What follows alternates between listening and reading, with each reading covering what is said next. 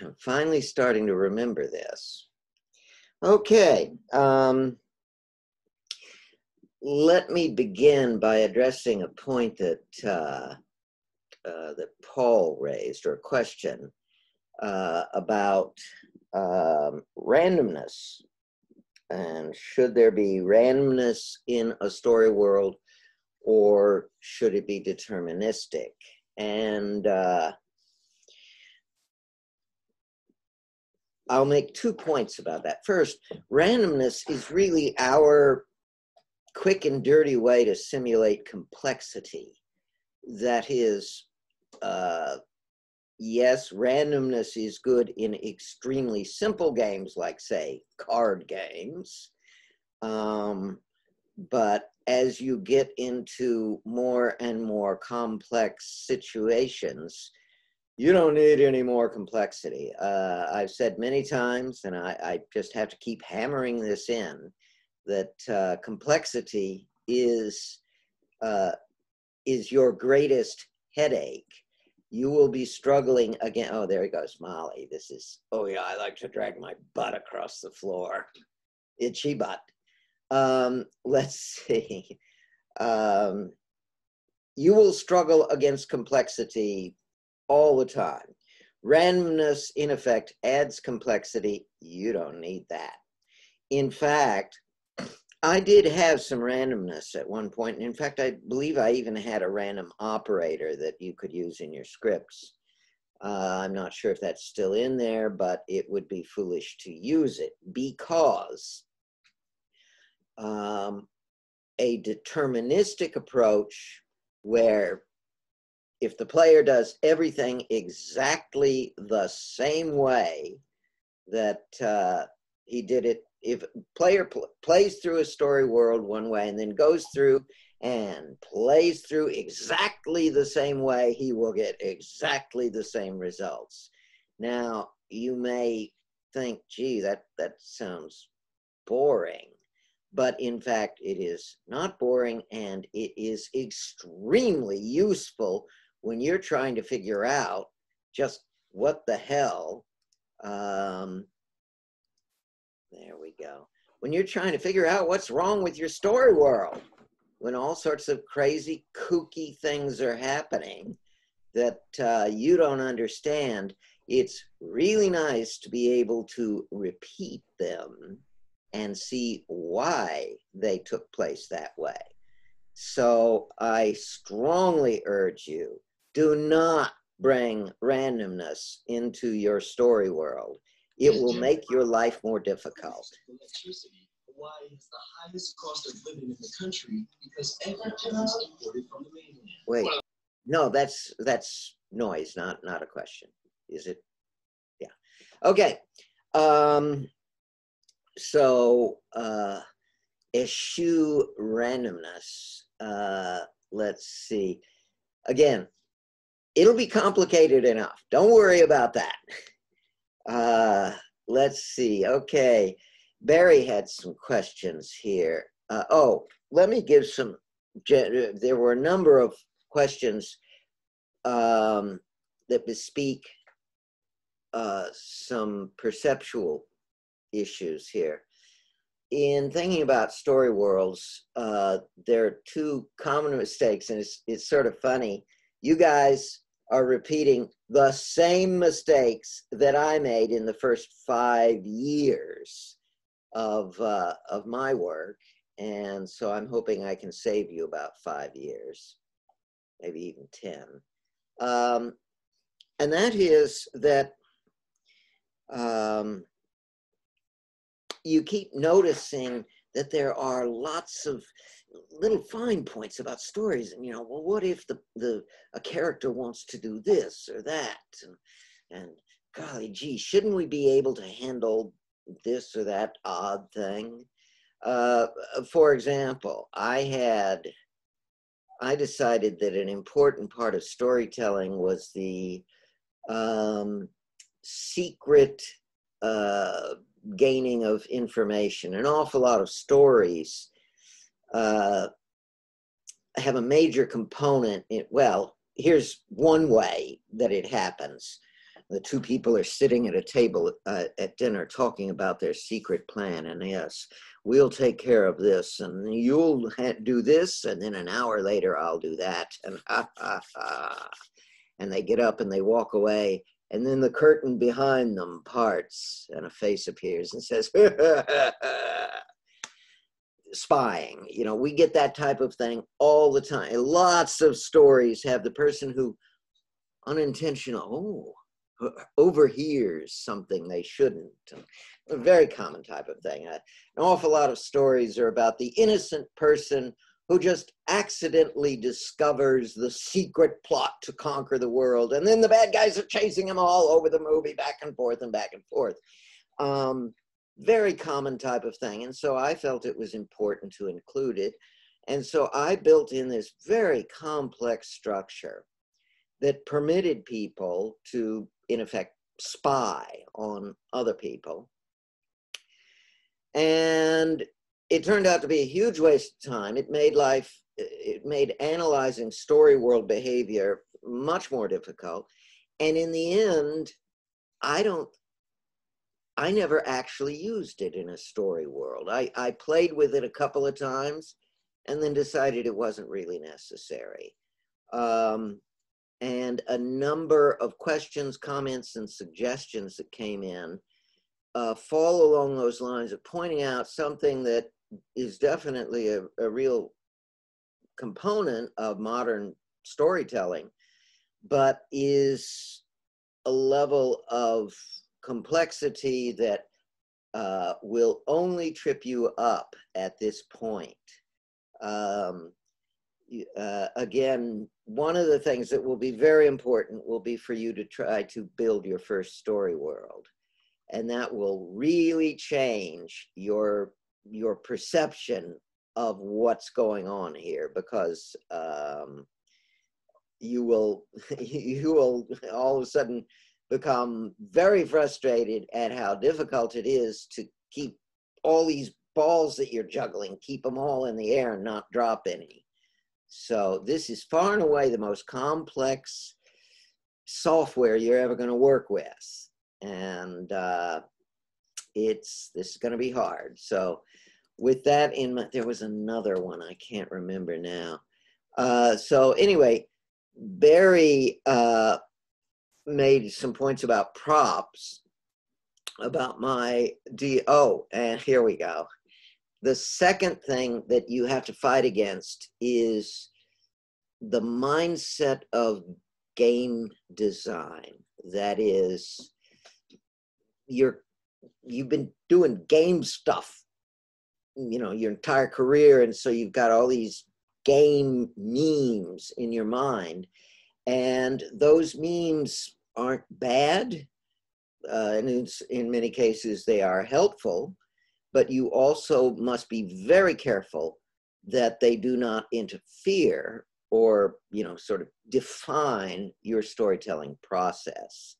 So be careful about the intrusion of games thinking into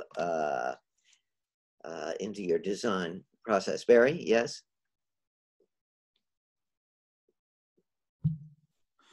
So the question about props, I really tried to go out of my way to make sure that I was exclusively only talking about how props affect movies, not how they affect yours games. wasn't the only one. It just reminded me of that. Oh, okay. So, yeah. Gotcha. So, okay. All right. But he raises a good point that props can play an important role in storytelling. You know, what's this? Come on, Alfred Hitchcock had a term for props that played it, MacGuffins. For props that play a really important role in a story world, or in a story. Actually, I think the greatest significance of props lies in deal making.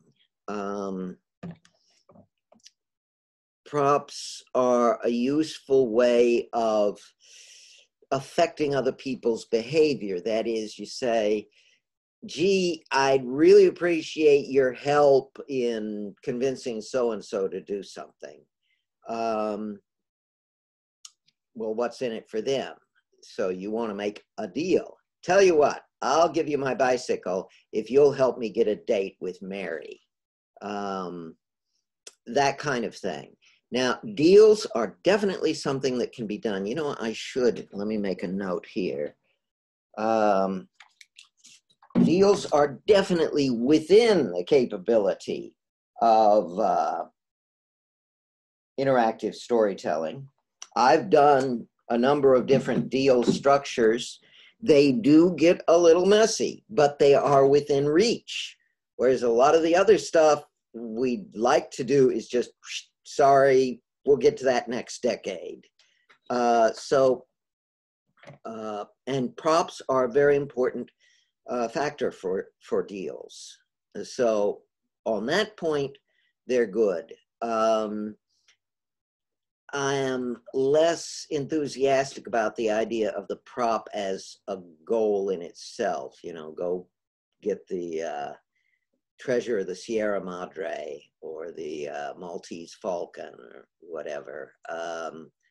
You know, that's too simple a storytelling goal, because it's really not about interaction with other characters, or the interaction with other characters is secondary. If you're just trying to get the Maltese Falcon, it's just a matter of searching around and finding it and then beating up whoever has it and taking it away or whatever. That's not as dramatic.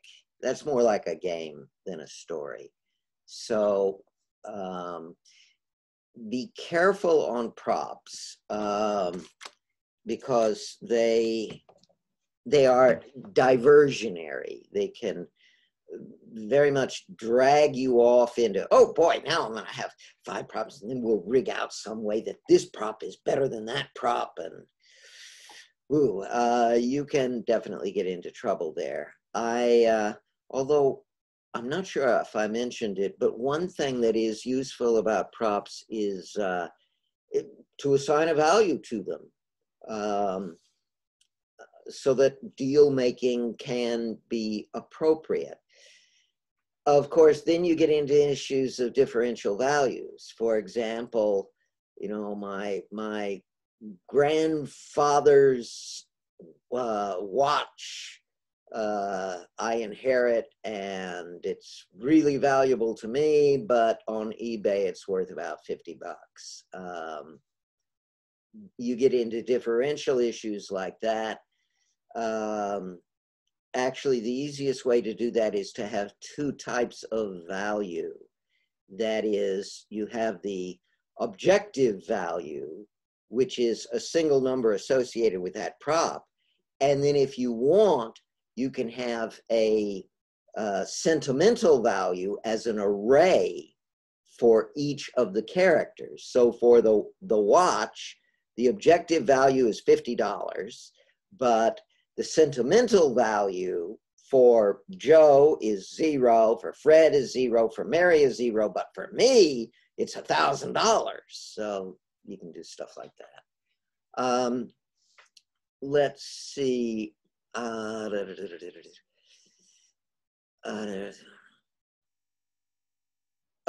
yeah, Barry, you want to go ahead? This is going back to the prop thing again, because the question was really long because I spent a lot of time thinking about it, but it seems to me like if you like the way a movie story sort of bakes like the material conditions of a character into like the screenplay or how they're written or whatever, like, but like in a story world we don't necessarily get to do that. So it seems to me that like if you want to make a story about like class distinctions, like let's say you got like a poor person and a rich person, the simplest, most like mechanically like emergent way to do that is to give them different things. I'm having trouble getting in my head the idea of like a functional story that doesn't include like everything the character owns? Well, I can imagine. I actually see it in the reverse. That is, in, if we take some random story, or let's take the Shakespeare plays, there's very little, we know very little about the property. We know, for example, that Macbeth owns his castle and he's got a dagger. But Right. But we also know that, like, since he's rich, he's going to act all these specific ways. And how do you do class? And I guess you could literally have class be an attribute or something for your story world if that's what you want to focus on. But it just seems like the easiest way to get that across is like, oh, this person has more money than this. Like, this person has a bunch of valuable stuff now, so they're mean. Like, they used to be nice, but now they're rich. That kind of thing. Well, certainly the quick and dirty way to do it. And by the way, I always urge, use the quick and dirty way whenever possible. The quick and dirty way would be with an attribute called social rank.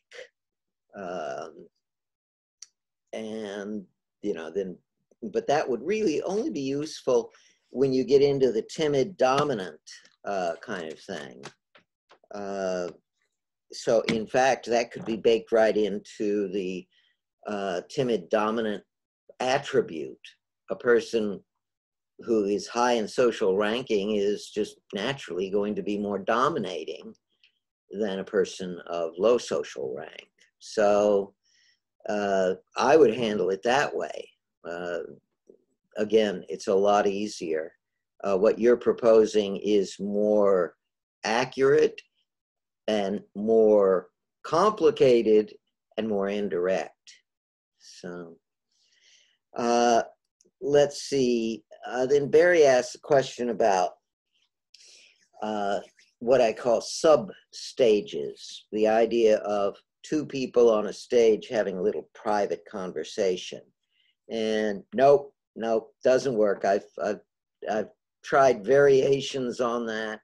And the much simpler way is just make a new stage.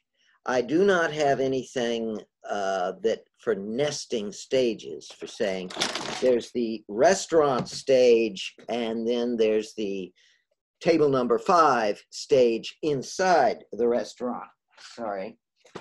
Inside the restaurant stage.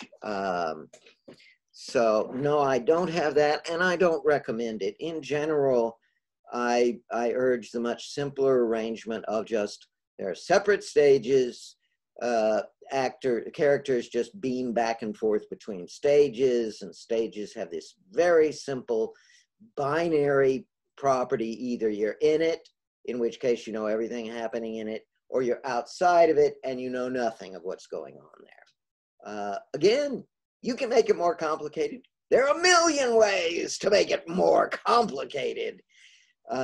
Your real problem is figuring out what's the absolute minimum complexity I need. And even that will be too much for you.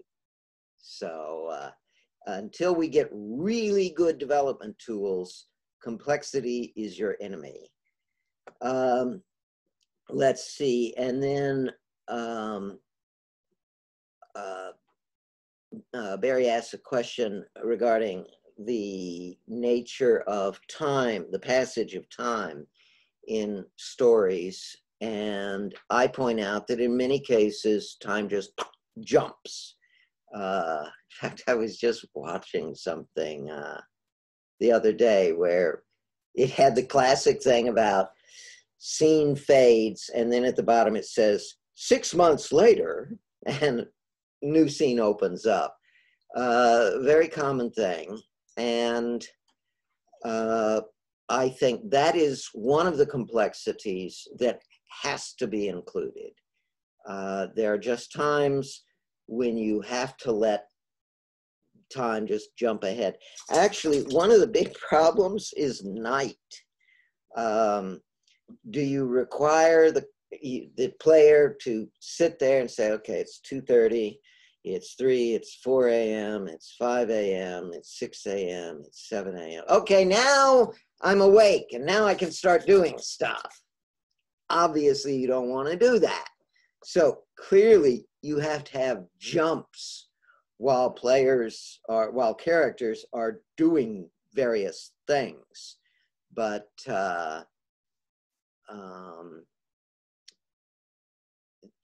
that is best. There are a number of ways of doing that. Unfortunately, the way my system works, the clock just keeps on ticking. Internally, it goes basically one tick at a time, just tick, tick, tick, tick, tick, tick, tick. And during a lot of those ticks, there's nothing happening. It's just running through time. I don't have a system that allows me to simply say, set the clock 6 hours into the future and skip everything in between. That, unfortunately, there is a way to do it. I actually looked into it and decided, oh, this is going to give me more headaches than it's worth. So computers are fast enough. I just let the thing whirl around, let the movie sequence of the clock spinning, I just let that happen. It gets a little trickier when you want to jump days, weeks, or months forward, but again, that can be done. If you want to have a story world in which there are huge time jumps, first he's a little boy and he watches his parents get murdered and now he's a young man. I don't know, processors are probably fast enough to handle that now on a tick-by-tick basis, but for something like that, you might want to have a jump ahead feature. Actually, an easier way to do it would be to simply declare that simply change the age of the actor. We're still on Tuesday afternoon, but now you're 19 years old. That might be an easier hack. So let's see. Oh, and then he asks a good question about fate. Fate is your stand-in. Fate is the author's representative in the story world. Fate is how you, as the author, jump in and change things. In many ways, fate represents how you convey your message. Fate has a lot of different functions. I have used fate, obviously for the lightning thing, save the day. I don't want my player to die at this point, so, fate will intervene and a car passes and the player jumps onto the car and gets away, something like that. Fate, actually, the most important use of fate, though, I have found, is to increase the level of dramatic intensity. Many times in a story world, you'll get stuck in situations that are boring and they just keep dragging on and on and on. And, you get these loops. And a very nice solution to that is for fate to step in and introduce, So you're sitting here arguing with the other guy, and he calls you a stupid poopy head, so you call him a big poopy head. So he calls you a dumb poopy head, so you call him a fat poopy head. All of a sudden, a meteorite crashes through the house, and okay, let's go off on another tangent here. Or somebody bursts in and says, your little sister is pregnant. Bong, okay, let's go rushing off on that one.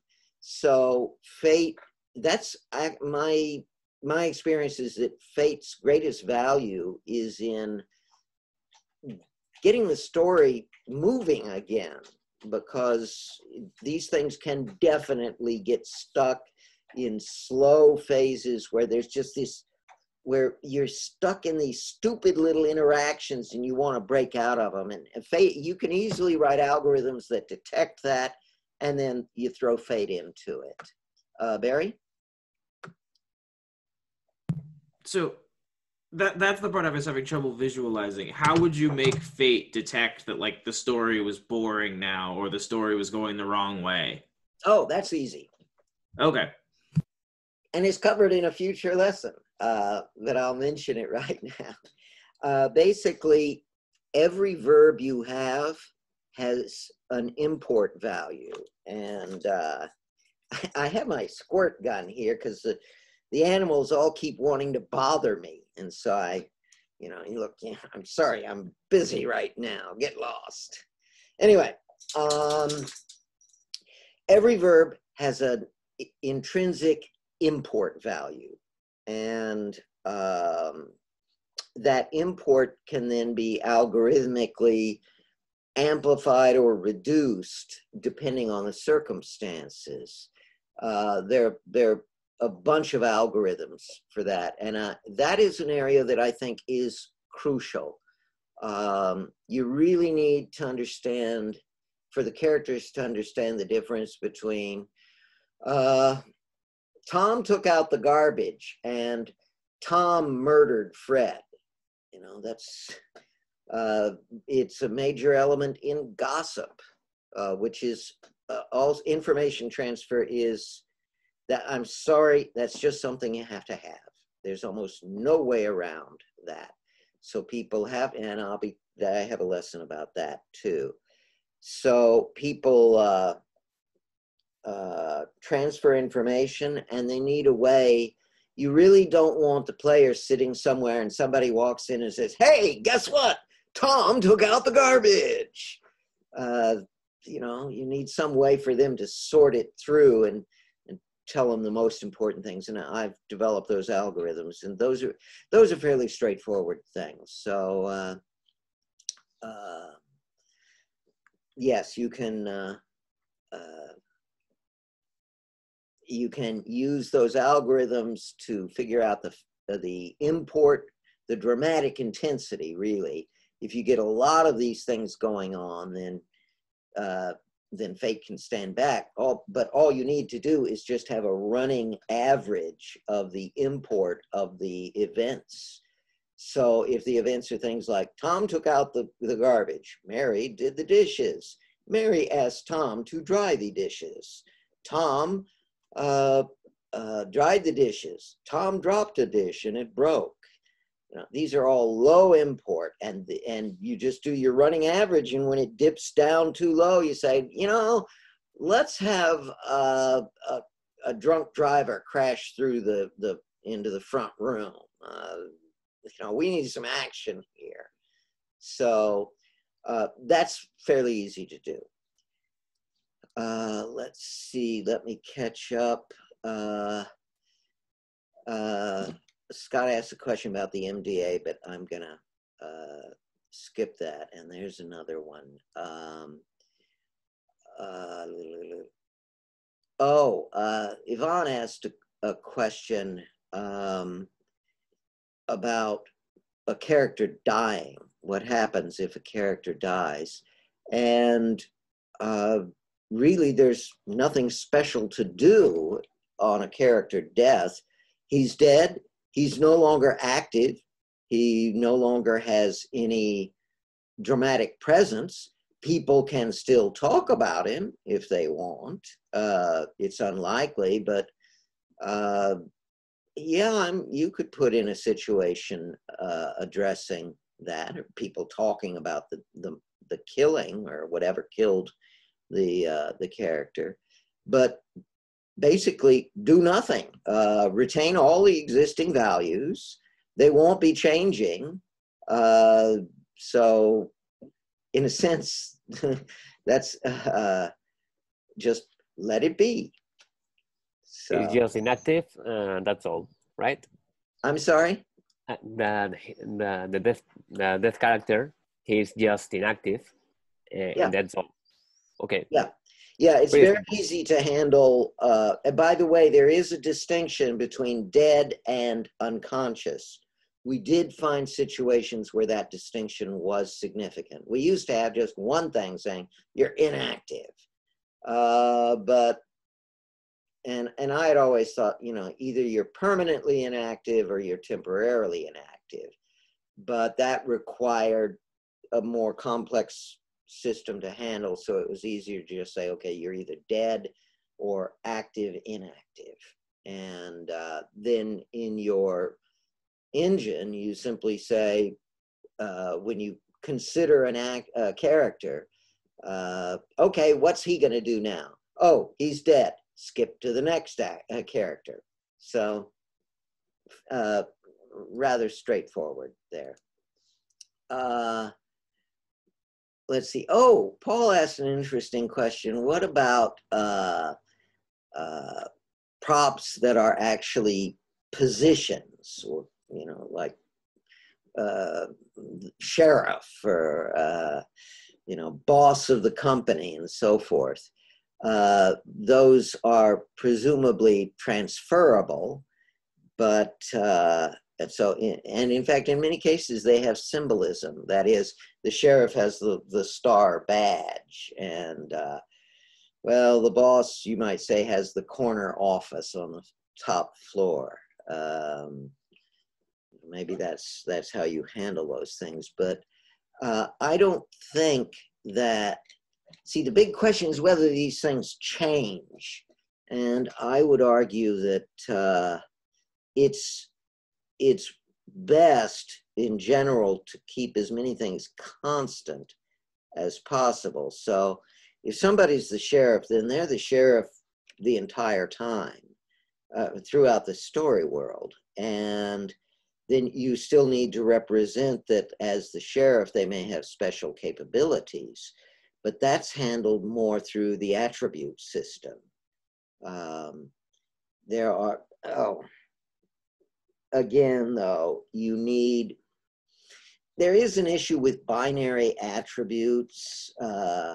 One, for example, was married versus unmarried, pregnant versus not pregnant. There are a bunch of those, and what we found is they tend to be used rarely. And so my conclusion was, look, if you need a binary attribute like that, you need to question why you think you need it. Isn't there it's easier to change the story world so that it's unnecessary than to deal with all the complexity associated with having it exist. So, again, with the sheriff role, actually that's often handled through roles, which is a future lesson, but you can make the role specific to a character. That is, you can say this event, for example, there's a barroom brawl, and people are throwing bottles at each other and breaking chairs over each other's head and so forth. And there's only one person who can say, all right, everybody, cut it out. And that's the sheriff. Well, the way to do that is not for each character to ask, are you the sheriff? Look up the attribute. The easier way is to define a role called the sheriff. And the role is defined by, is this person George, the sheriff? If it's George, then he can do this. If it's not George, he can't. Roles are a good way for handling very special case situations like that. Oh, and then an even nastier problem, relationships, fixed relationships. Husband, wife, father, son, uncle, nephew, niece, grandfather.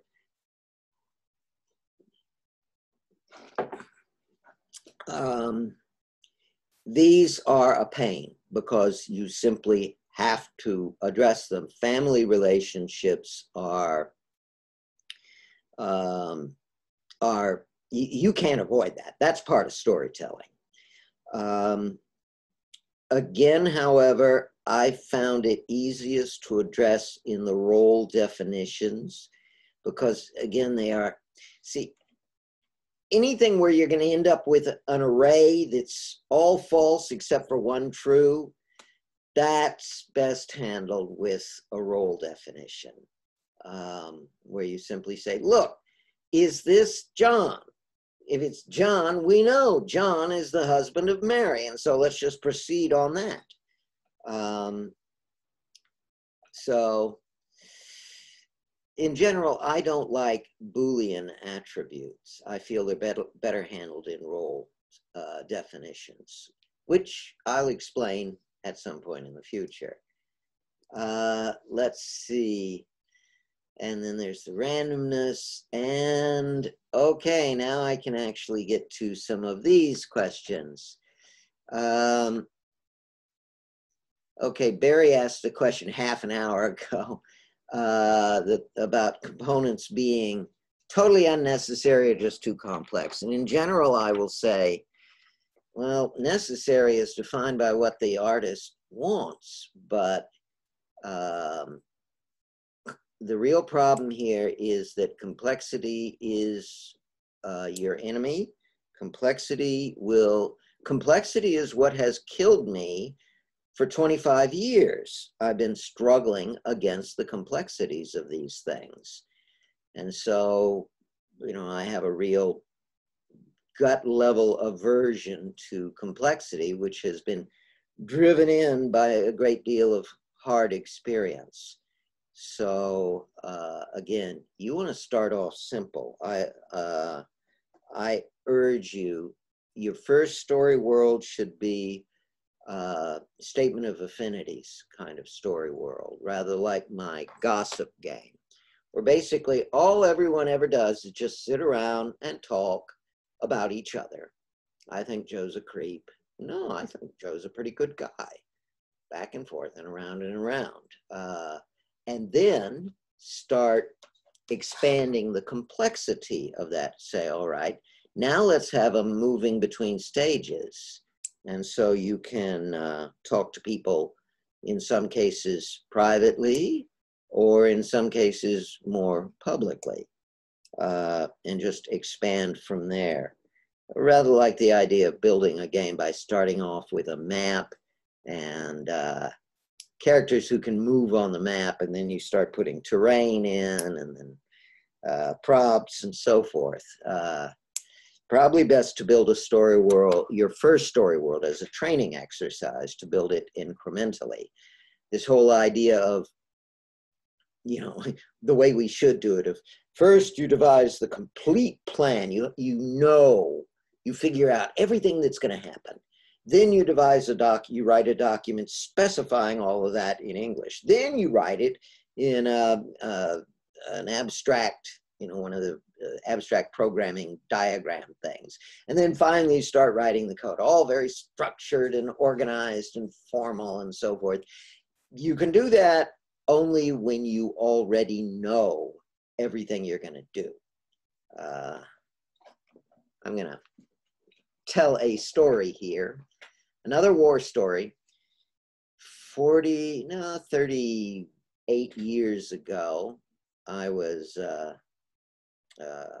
programming supervisor at Atari, and Atari had started off with just a bunch of crazy people building crazy products, and you know, it was very chaotic. I just moved in and I just started doing whatever I thought needed to be done. And I didn't ask for permission. I just did it because that was what the situation called for.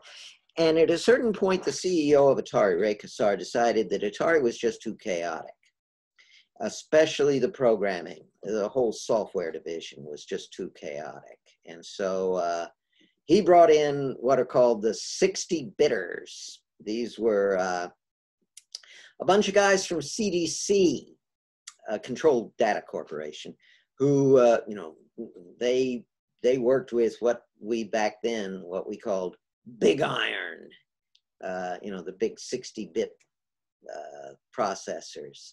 And so one of the first things that we got, you know, a vice president and we got a whole bunch of executives who were from CDC, and they wanted to organize everything. And so one of the first things they did was they set up a course about how to handle project management. Now, I want to point out that nowadays, project management is a very stable, well understood field. You've all been brought up in all sorts of project management ideas, but back then, this was 1982, project management was still rare. It was definitely part of big software companies like IBM and so forth, but I don't think even Microsoft had much in the way of project management back then. So we were going to get ahead of the rest of the microcomputer world by having good project management practices. And so he set up this course, and we were all required to attend it. And it was off-site at some hotel. And I remember sitting there in the first day, actually the first morning. The lecturer is just talking away about how you set up everything in advance, and you know, you've got to have a very clear specifications and so forth. And everything in my being was just screaming, no! Because what we were doing was revolutionary, and we were making it up as we went along. It wasn't time for project management in game design. Games were slapped, the typical budget for a game was one person's salary for maybe a year. And so all that structure just really didn't help because you weren't coordinating a lot of people. And so at lunch, I called my boss and said, please, please release me from this odious obligation. And he said, well, okay. I was right. In those days, structure, organization, and so forth was just wrong because we were still in the research phase, not the production phase. That's the case now with interactive storytelling. We really don't know how to do it. And so you don't want to be overly structured. There's going to be a lot of wild experimentation. You are going, for everything you get right, you will get 10 things wrong. And you need the flexibility to try things and then abandon them and move on to something else. This is very much programming by the seat of your pants. So anyway. Did they scrap the project management in the end? Atari? Yes, no, not really. They did come up with a system of marketing. First you got your idea, then you wrote a marketing specs document where you basically told marketing, this is what this thing will do. And you wrote it in marketing terms. You know, why is this going to be good or fun or desirable or whatever? Then but that only had to be a few pages long. Then you wrote up your technical design document, which again was only a few pages long.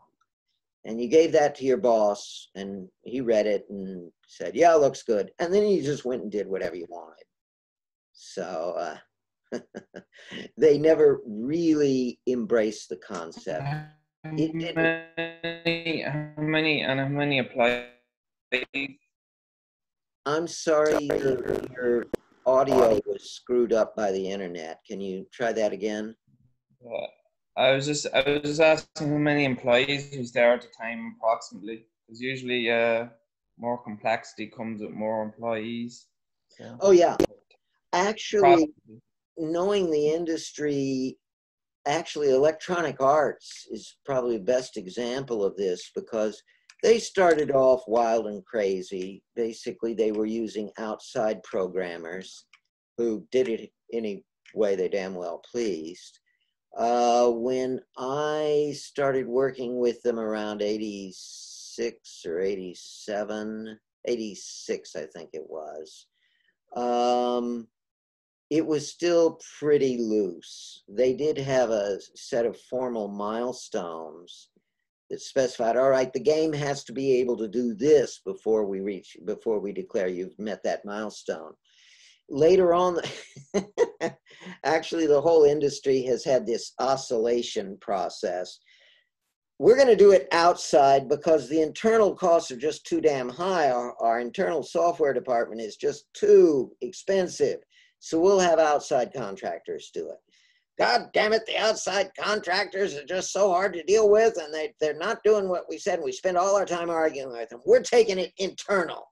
So we do it on the inside now. We have our own department do it. We have control now. But now we've got documents and specifications and requirements, and we're generating hundreds of pages of documents, and we're not building a game. And it's just, it takes too long. It's too slow. It's too expensive. What if we contracted out to outside people? Back and forth, on a time scale of several years here. A number of companies have gone through this process. And nowadays, though, clearly the AAA stuff is all internal. As budgets have risen, people have gotten more formal. But there's another factor. This all has taken place simultaneously. That is, we know more and more about exactly what a game is. And so the documentation can keep up with it. Basically, grinding out games today is not that much different from making and selling baked beans. So, we know what we're doing. We've done this a million times before, and it's just grind out more of the same. So I feel that there's a fine line between level of formality and level of creativity. Like, it starts to really crush your creativity after a while. Yep, it definitely does.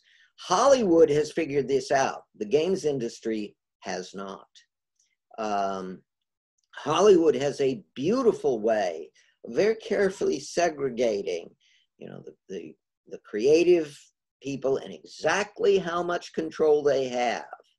And then, the money people, the producer, who is actually, the producers sort of, very roughly speaking, producers stand between artists and business people. That's a very rough, but that's roughly what they do. And so they go to the artists and argue, we got to keep costs down. And then they go back to the business people and say, look, if you want anything good, you got to respect the artists here. And they argue both ways. That's the only way it can work. Within, they have well-defined roles. There's cinematographer, director, actor, sound. They have all of these very well-defined roles. And the games industry is still struggling towards that, but it has not yet really resolved the problem of art versus business, of creativity versus money. They don't know how to do it. And that's why the games industry is creatively nowhere near as good as Hollywood. Hollywood still keeps putting out some surprising things, whereas games industry is entirely predictable. Barry? This goes back to like maybe 10 minutes ago or something, but you, wait, shit, what was it? Oh no, am I forgetting? Oh, Jesus. Never mind, I forget stuff too. No, you mentioned that that for a first story world, you should make something really simple, just like gossip, where people just like say they like someone and then it gets to somebody else and yada yada. And then you said to like increment it to stages and increment each element. So this is potentially a bit confrontational, but why didn't you do that? Because I didn't know what I was doing. Actually, I did, I suppose, because the very first interpersonal relationships game I did was Gossip in 1983. Okay, so instead of so you're working on the project Le Mort Arthur right now, but have you done Gossip plus stages? No, well, let me think of it. First, I did. This isn't supposed to be like you're lying or something. I'm just like really curious. Like, have you tried going down this path? Well, my path, I mean, I was really blazing completely new trails. And so I had no idea. I was so deep in the forest, I couldn't see the mountaintop. So I really had no idea where I was going. I just sort of knew, well, I got to go west. That's about all I know. So first I did Gossip for the Atari, which was actually a really good start, and it was just straight people talking, statements of affinity. Then I did C-Boot in 1987, and I really aimed high with that one. And I had no idea what I was doing. It is surprising that I actually even got something working, and even something that was playable, and even something that was interesting.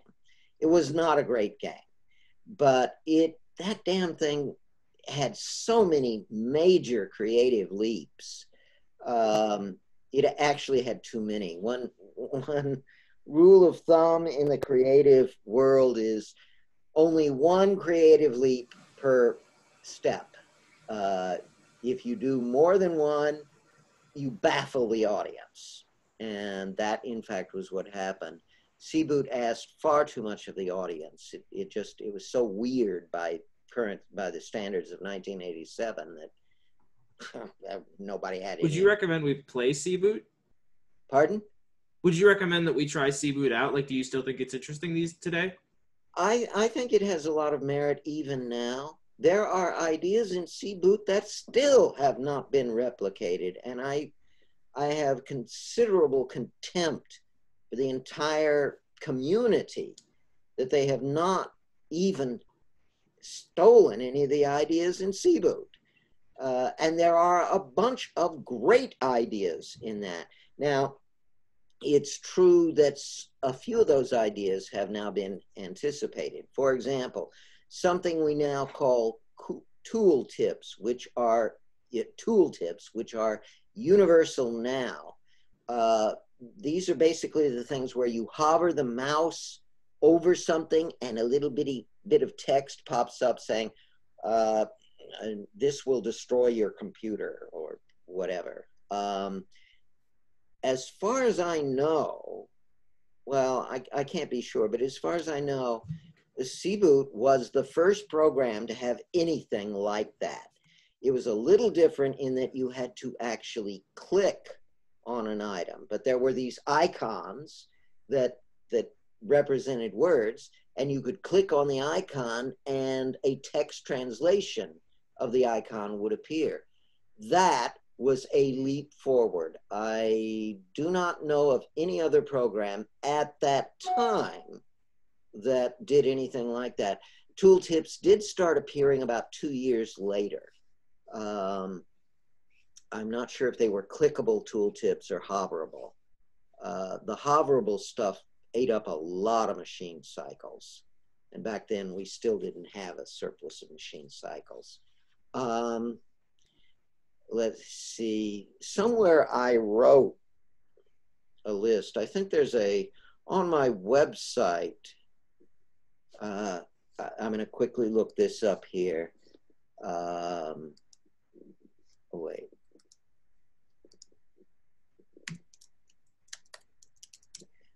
There's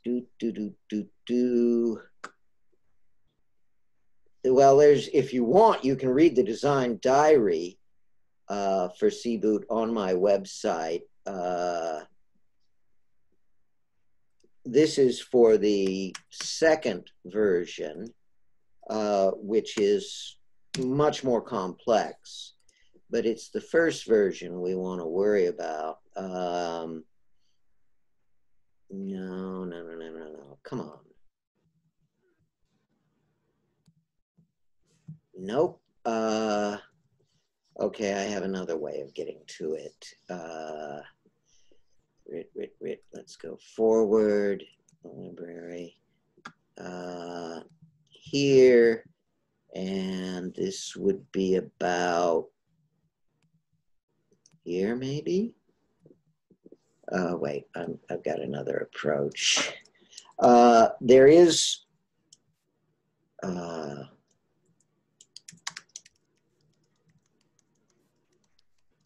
okay, let's try that. Bingo, got it. Gee, it was in volume 1 too.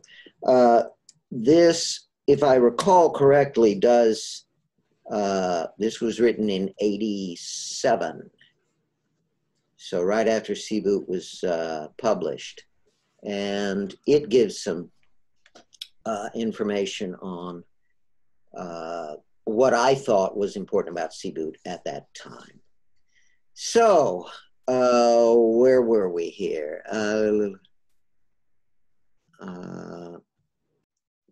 Yeah, there's where you can actually play it.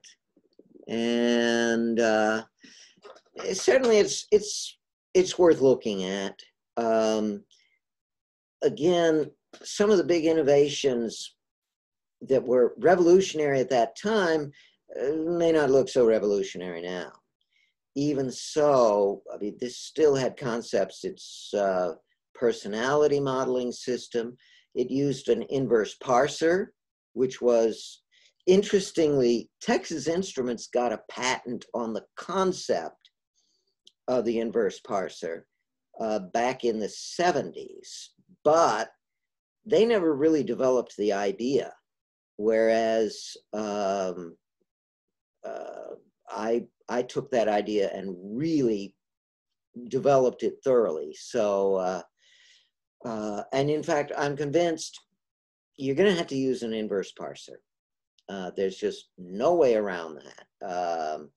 The first thing I can say is parsers suck. Parsers are totally unacceptable because they put the player in the position of supplicant.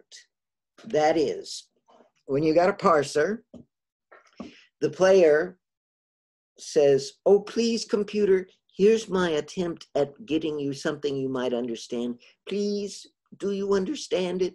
And the computer comes back and says, "No, I don't understand that. You got something wrong." And you just have to guess what it is. Okay, so you try a different variation. "No, I don't like that either." And, you know, you go round and round, finally discovering the wording, the phrasing, the grammar, punctuation, or whatever that the computer is willing to accept. Hey, I paid for you, computer. You are my servant, not the other way around.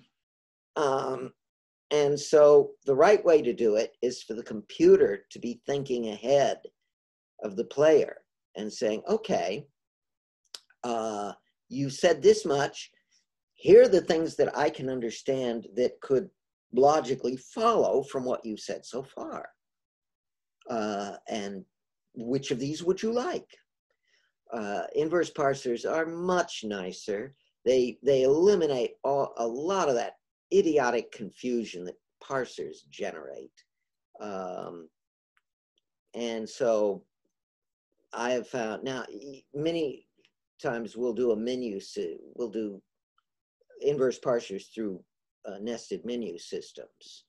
But these are much more intelligent nested menus in that the computer can do an enormous amount of processing after each entry. So it can figure out a great many subtle details that you know, for example, you want to offer a deal. "Hey, tell you what, if you'll do this for me, I'll give you," and at that point, the computer looks through your list of possessions and it only allows you to give what you actually have. That's the kind of thing an inverse parser does that other stuff just doesn't do. So, okay, I've caught up with the questions, and now I'm going to give you guys a quick summary of what's happening with the MDA concept of multidimensional analysis. We've had some very good discussions by email, and what I'm looking at right now is much more advanced than what we were talking about previously. We've come up with a much nicer, or I have come up with a much nicer idea for the user interface. There have been some criticisms. The original idea was the matrix of numbers and you plug in numbers, and there were some excellent criticisms of that. And so after trying several other things, I think I found something that will work very nicely. On the processing side, there really isn't much change there. Most of the changes we've been looking at concern the manner in which the respondent interfaces with the machine. So I'm going to continue looking at it. I'm still not committing to it because this is big and it will be a huge distraction. And I don't want to attempt it unless I'm sure, or unless I'm confident that this thing will work reasonably well. So I'll continue doing some progress on that. I think I'll send out a report to everybody at some point when we reach a point of relative stability. So that's where we stand there. Any last questions? Yes, Chris? Chris, did you have a question? Or? Yes. Yeah, I did. I just couldn't unmute my my screen. So we talked a lot about complexity. Even by the sounds of things, to get a small program or a simple program will involve a lot of complexity. And I suppose you really need a team. Yeah, Chris, there's a problem with your internet connection. Yeah, there is. Apologies. Why don't you type it up while I answer Paul's question? Sounds good. Paul? My question was, how do you handle weather in your game? Like, or changing conditions. Let's say there's a storm. Would you have a separate scene where it's the same scene, but it's raining instead of sunny? Or would you have some type of attribute determining the weather? Actually, there's a very easy way to handle weather. Don't have it. That is, the question is, the real issue here is whether weather is essential to good storytelling. And I can imagine very few situations in which it really is that important. Yes, you could contrive a story world where the weather is important, in which case I would actually handle that at on the processing side rather than in the story world itself. But this is definitely a complexity that I think we can get away without. I mean, do you have an idea for a story world where weather really is crucial? Well, I was just thinking of stories. Sometimes like in the Lord of the Rings, the snow stopped them from going a certain direction, so they had to take the mines of Moria instead of crossing the mountains because it was too snowy. Yeah. So that was one way where they didn't need a snowstorm for that to happen. They could have just said the snow's too deep. So that's the way you solve these problems. Figure out a way. It's a lot easier to solve the story than the software. So, okay, Barry, you have a question, and then I better get back to Chris. I think Chris actually just entered his. You can respond to that first if you want. Okay.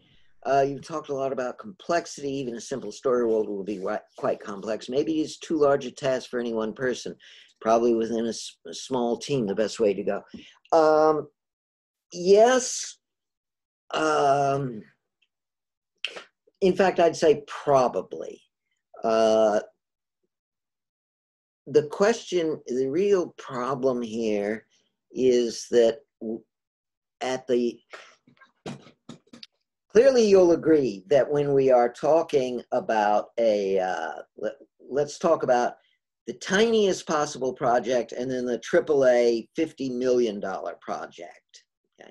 Clearly, this needs a team, a big, complicated team, spending more of its time just coordinating with itself than actually building. Okay? Well, basically, it scales down. Now, the other thing, though, is this team can only work on very well-defined products, you know, baked beans.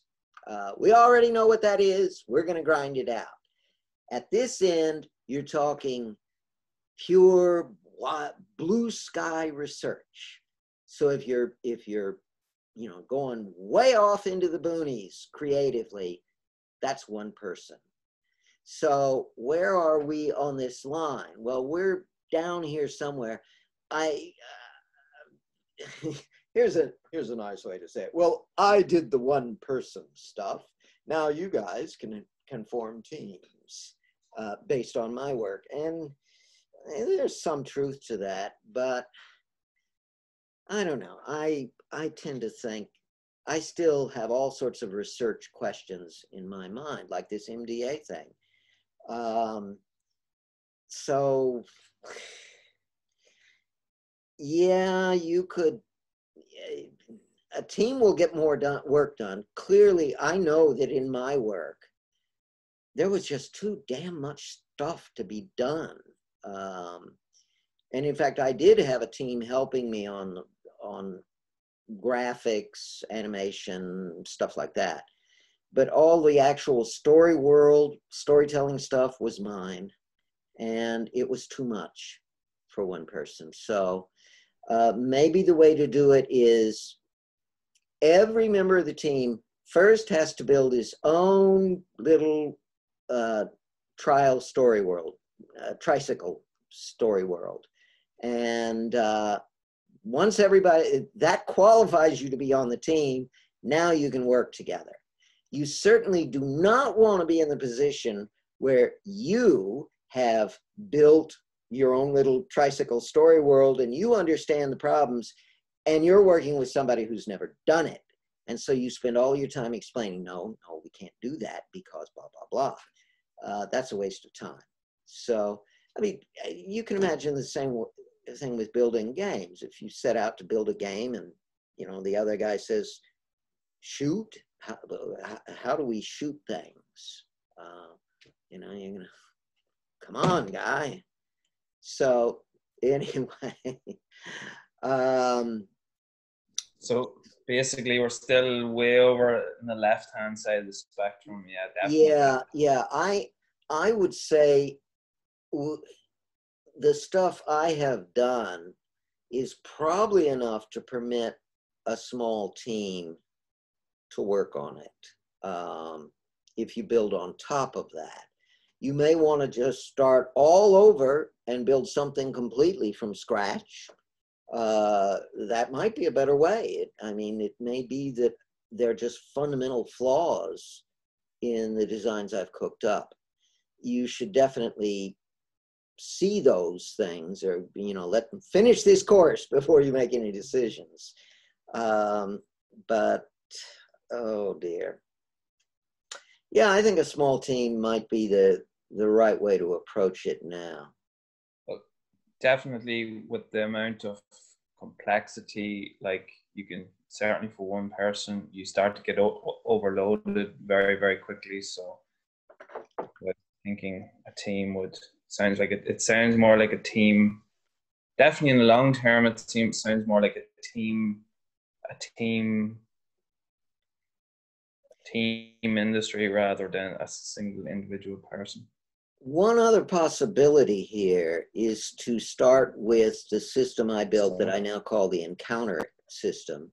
That is actually a subset of the full interactive storytelling technology I have built. And in fact, I am using that right now. And so perhaps if you guys are interested, I'm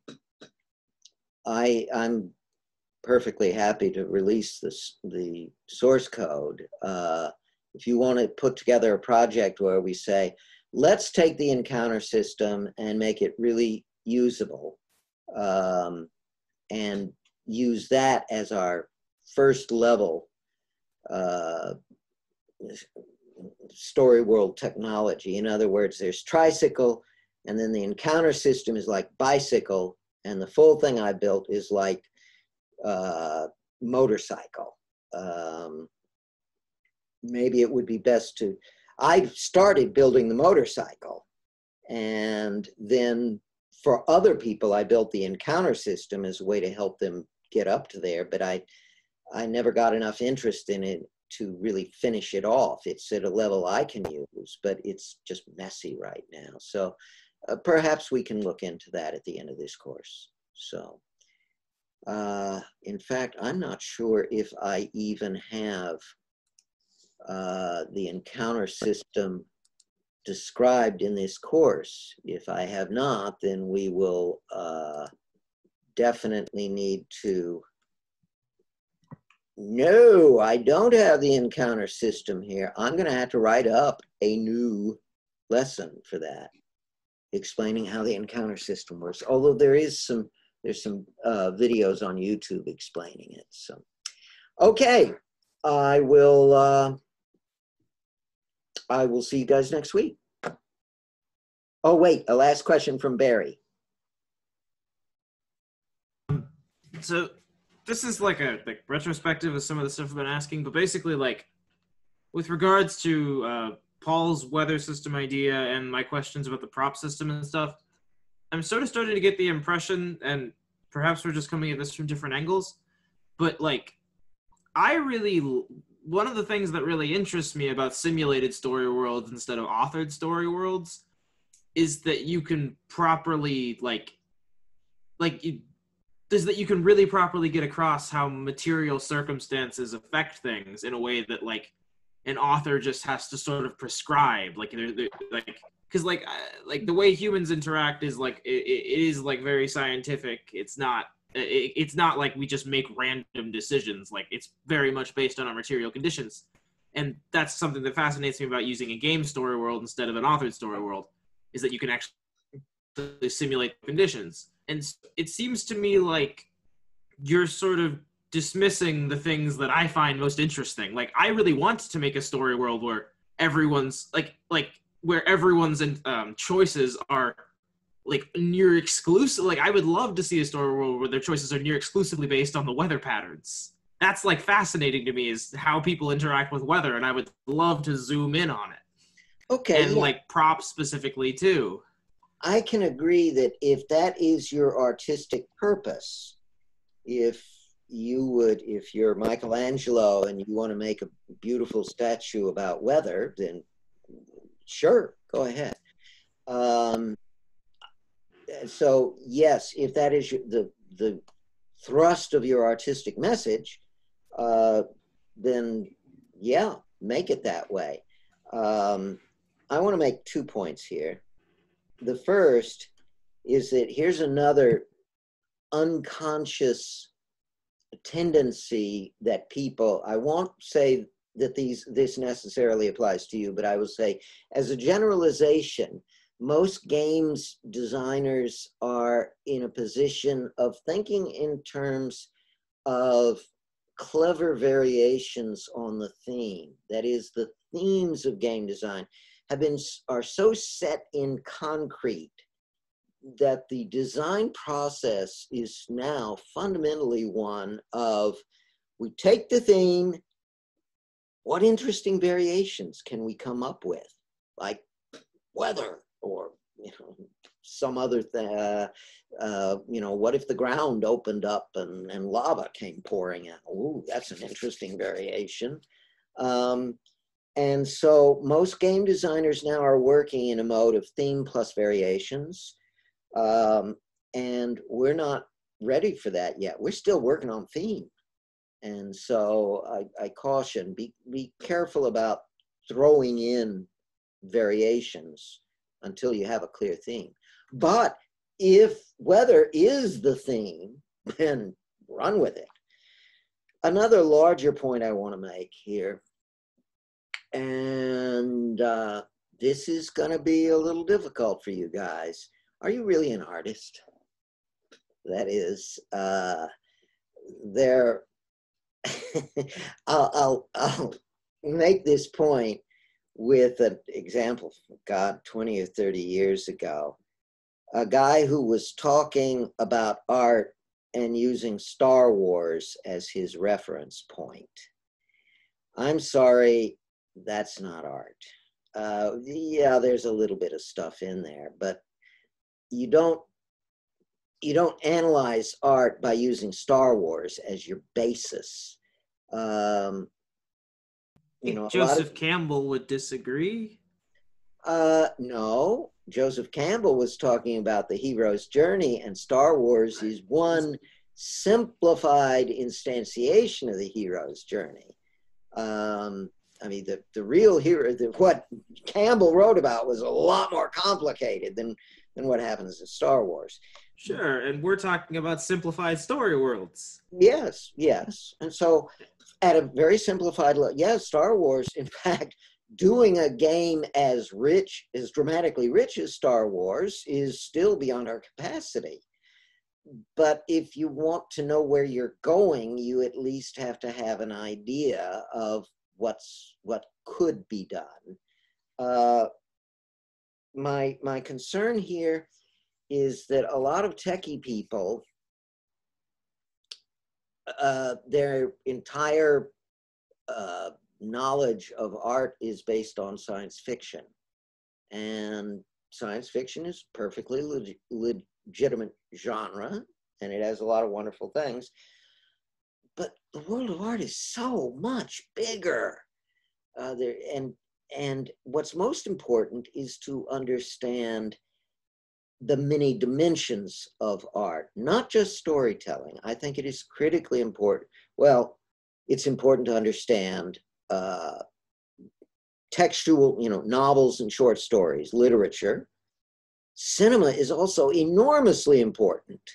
And you really need to understand cinema. I strongly urge you. There are a lot of great books on cinema. Don't ever get the books about how to write a great screenplay, that crap. What you want is more, the study of cinema. The history of cinema would actually be a very good way to start. But, Shakespeare, you need to have studied at least 3 Shakespeare plays, maybe a history, a comedy, and a tragedy. Some of the Greek plays, and yes, statues. I know the book for you. Let's see, it's called The Creators. Oh, who wrote that? Come on. Here, let me very quickly. And no, there it is. Daniel Borston. Here's the URL to the Amazon. Right. And read that book. At the very least, it is a magnificent book. It is very long, and I have to admit, some of the sections get a little dull, where he dives in too deep. And maybe you can just skip through those. But this is art, the big picture, everything, reduced to one book. And so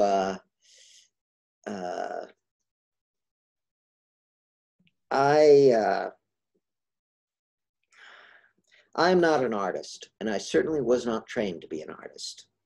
However, I have spent, starting in the 90s, actually earlier, while I was at Atari Research, I started, Alan Kay had sort of goaded me into learning more about art.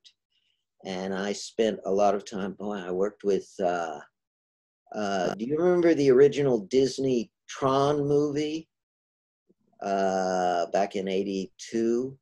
I spent a lot of time working with the lady who wrote that script, who was Alan Kay's wife. And boy, through the years, I've spent a lot of time working with different artists, and I still don't understand it, but I've learned enough about it to be conversant in it. I still can't claim to be an artist, but I have a lot of respect for the amount of mental effort that goes into it. You can't just sling out a story and, wow, I'm going to do this great story about this guy who gets in a starfighter and goes around the universe blowing things up and so forth.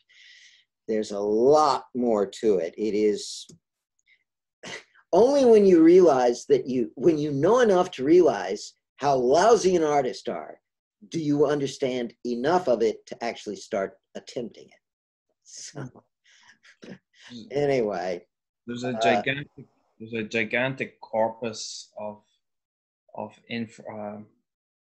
body of all types of art. I don't know how you'd ever process even a tiny little bit of it. Yeah, it's such huge. a gigantic corpus. Who's the astrophysicist who's been really popular in the last 5 years? Neil deGrasse Tyson? Yes. He had a quote that's been showing up on YouTube as an advertisement for a course he's teaching. And have any of you seen that? Oh, no. Rats. It's about the same concept of you need to know enough about a subject to understand how little you know about it. And it's a beautifully phrased quote, though. He's really articulate. So yeah, I won't claim that that Neil deGrasse Tyson knows anything about art. He was making a point about science, that you really don't, you reach a point where you understand it well enough to realize all the things you don't know. It's a variation on the more I learn, the less I know, which I can assure you that is really, really true. And I'll put it this way. My personal library has over 3,000 books in it. I've read every one of them at least once. And I just have more questions now than I've ever had in my life. Mm-hmm. So anyway, we're way over time, so I will see you guys next week. Thanks very much, Chris. Okay, bye-bye. Bye. Bye.